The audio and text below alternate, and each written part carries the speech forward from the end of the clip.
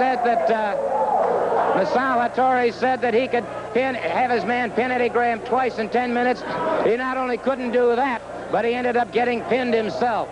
There you see it again, Eddie Graham's hand being raised in victory. I want to take a moment, if I can, to talk to Eddie. I know he's dazed and battered from all of what happened in there, but and just as soon as he gets a little composure here, I certainly want to say that Masao Hattori certainly raised the hackles of a man that he never should have messed with in the first place.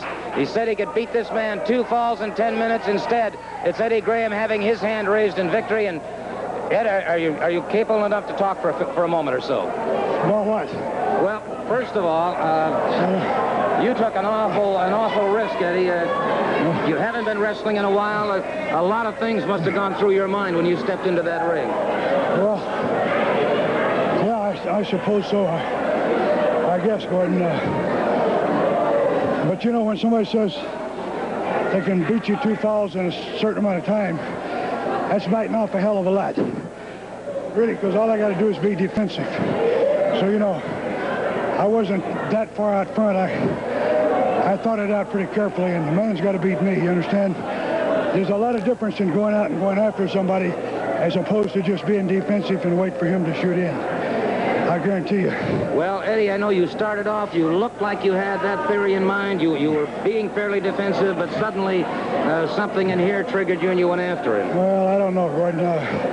You know, as any professional athlete, body contact sport I'm talking about, street fighter, brawler, whatever, I guarantee you that I've been in that ring about 8,000 times in my lifetime. And I never went in that I didn't have a little bit of nervousness or butterflies, what do you want to call it. I think sometimes that may be healthy because it makes you prepare. But as any one of them will tell you, that as soon as you make contact, that all disappears, brother. It's gone. You can be nervous, whatever, but as soon as you make contact, you do what you're trained to do, I suppose. I had some plans in my mind and setups and things that I thought he might be trying to defense figure 4 and this and that. But once you make the contact, I guess it all goes out the window and it just reverts back to instinct. And with people like this, and I'm not going to call them, because they are athletes, they're tough. They're tough. I can't use the word, but, you know, they're well-conditioned, and they'll use anything in the world to win, so I'm not going to sell them short. But I did have a game plan in mind that I thought maybe I could set them up or something. I figured the thing they're worried about was a figure 4, and I had some other things in mind. But something better came up.